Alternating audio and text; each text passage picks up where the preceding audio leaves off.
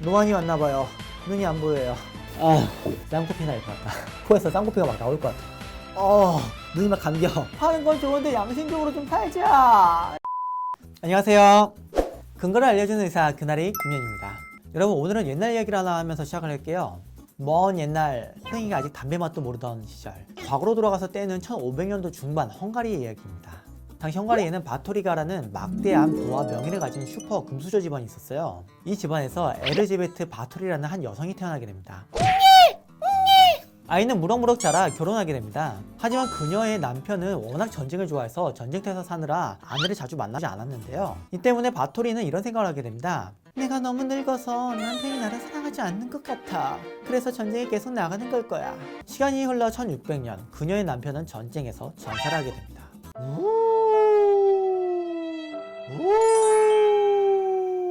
남편과의 사별 이후 홀로 지내던 어느 날, 마님, 머리 하실 시간이에요. 오늘은 매직 스트레이트로 해드리겠어요. 여느 때와 같이 시녀가 바토리의 머리를 비켜주는데요. 그러다 실수로 바토리의 머리카락을 강하게 잡아당기게 됩니다. 아파. 자기 미쳤어? 죄송합니다, 마님. 용서해 주십시오. 에잇, 찰싹. 화가 끝까지 난 바토리는 시녀의 뺨을 때리는데요. 너무 강하게 때렸는지 시녀의 피가 바토리의 손등에 묻게 됩니다. 바토리는 손등에 묻은 시녀의 피를 보고, 어머, 손등에 피가 묻으니까 피가 탱탱해졌어. 피가 젊음을 유지해주는 것 같아. 이때부터 바토리는 엽기적인 행동을 시작하게 됩니다. 바로 천의 피로 목욕을 하고 생피를 마시기 시작한 것인데요. 처음에는 조심히 진행되던 행동들이 점차 대범해지며 수많은 사람들이 죽이게 되고, 이러한 행동은 10년간 지속되게 됩니다. 하지만 극적으로 탈출한 피해자 한 명이 정부에 신고를 하게 되는데요. 살려주세요! 살려주세요! 살려주세요! 이 이야기는 왕의 귀에 들어가게 되고 1610년 조사병단은 성문을 부수고 안으로 들어가게 됩니다. 그리고 조사병단이 그곳에서 발견한 것은 온몸의 피가 모두 빠져버린 젊은 여자의 시체와 꼬챙이 찌른 채 아직 살아있는 젊은 여성, 온갖 고문기구들이 있었다고 하네요. 이후 바토리는 체포되었고 10년간 612명을 죽였다는 바토리의 일기가 발견되며 종신형에 처해지게 됩니다. 이 역사 속의 이야기가 진실인지 아니면 바토리의 재산을 빼앗기 위한 정치적인 모함이었는지 아직도 이야기가 많지만, 진실이라면 참 끔찍한 이야기가 아닐 수 없는데요. 이외에도 중국의 진시황은 늙지 않는 영역초인 불로초를 구해오라고 라고 신하들에게 명하는 등 인간은 늙지 않거나 죽지 않기 위해 노력을 계속해왔습니다. 지금도 인간은 과학의 힘을 빌어 덜 늙기 위한, 수명을 늘리기 위한 많은 도전이 진행되고 있습니다. 특히 세관에는 유해한 산화적 자극으로부터 몸을 보호해주는 항산화제라는 것이 유명한데요. 구글의 엔지니어링 이사이신 레이 커즈와일은 수명을 늘리기 위해 많을 때는 하루에 영양제를 250알까지도 드셨다고 하는데요. 우걱. 어떻게 250알을 먹었지? 주작인가? 하여튼 이렇게 노력하시는 분들도 있다는 것이죠. 하지만 과연 이런 노력이 효과가 있었을까요? 그래서 오늘은 바로 이 항산화제 성분에 대해 말씀드리려고 합니다. 그럼 항산화제, Let's get it! 결과만 보고 싶으신 분은 이 부분으로 넘겨와 주시고요. 그거를 보고 싶으신 분은 계속해서 봐주세요. 우리는 왜 늙는 것일까요? 그리고 저는 왜 이렇게 됐을까요?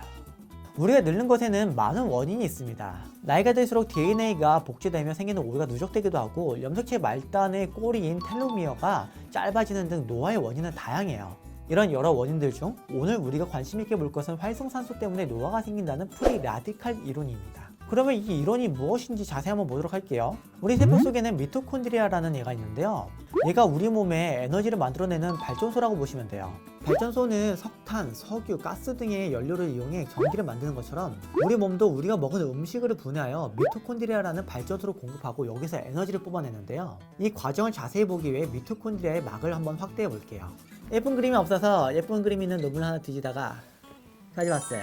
이게 미토콘드리아 막에서 에너지를 만드는 과정인데요. 정말 짜증나게 복잡해요. 그래도 그림을 잘 보면 O2땡 마이너스 표시로 되어 있는 애들이 있는데요. 얘네가 활성산소라는 프리 라디칼이에요. 이 프리 라디칼이라는 애는 성질이 더러워가지고 온 동네를 다 쑤시고 다니면서 세포를 파괴해요. 우리 몸에서 이런 애들을 가만히 두면 안 되겠죠? 우리 몸에서는 이 프리 라디칼을 잡아가서 해롭지 않은 친구를 교화시켜줘요. 이 과정을 항산화라고 하는데요. 이때 카탈라제, 글루타티온, SOD 등과 같이 프리 라디칼을 잡아가주는 물질들이 필요해요. SOD? 이러한 메커니즘이 이해되기 시작하면서 이 항산화가 잘 안 되면 세포가 부서지니까 노화가 되지 않겠냐는 주장이 나오기 시작했어요. 그 기원을 거슬러 올라가면 1950년대까지 가게 돼요. 1950년대부터 프리 라디칼과 노화의 관계에 대해서 설명을 하려는 노력이 이루어지기 시작했어요. 최근에는 레스베라트롤과 같은 항산화 물질을 이용해 생명 연장에 대해 도전했는데 망했어요!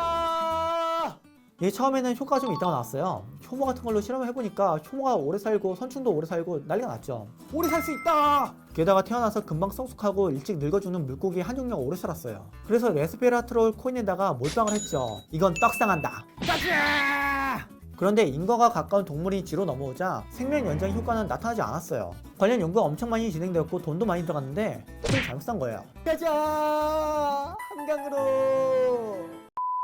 이런 항산화제 말고도 인간의 수명을 늘리기 위해 연구되는 약이 굉장히 많아요. 당뇨병 약인 메트포민, 면역 억제제인 라파마이신, NAD 전구체인 리코틴 아마이드 리보사이드 이런 애들이 있긴 한데 가능성은 보여주었으나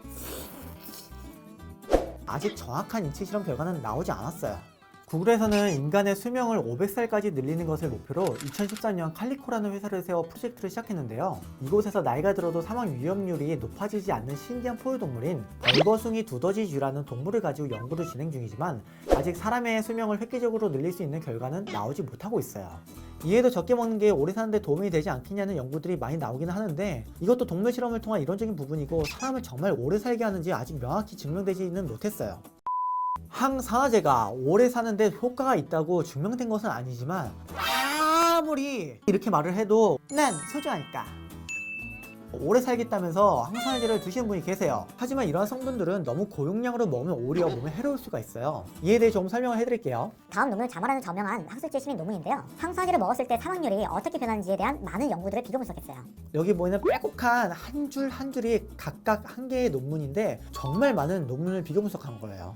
모든 데이터를 비교 분석한 결과 수용성 항산화 비타민인 비타민 C와 항산화 미네랄인 셀레늄을 영양제로 복용하자 사망률에 의미 있는 변화가 나타나지 않았지만 항산화제로 유명한 지용성 비타민인 비타민 E에서 사망률이 4% 올라갔어요. 해당 연구에서는 사망 원인에 대한 구체적인 평가는 이루어지지 않았어요. 그래서 생각해보면 비타민C는 수용성이기 때문에 과량 복용해도 소변으로 배설된다는 점과 검토한 실험에서 셀레늄을 200마이크로그램 이하로 많은 용량을 먹지 않았다는 점에서 비타민C와 셀레늄은 사망률에 큰 영향을 주지 않았을 수 있는데요. 반면 복용 시 몸에 쌓이는 지용성 비타민인 비타민 E를 과량으로 복용하는 것은 건강에 부정적인 영향을 줬을 수가 있어요. 추가적으로 비타민 E 과량 복용에 대한 연구 자료를 하나 더 볼게요. 다음 논문에서는 영양제로 비타민 E를 섭취하는 것이 사망률에 어떤 영향을 미치는지 분석했어요.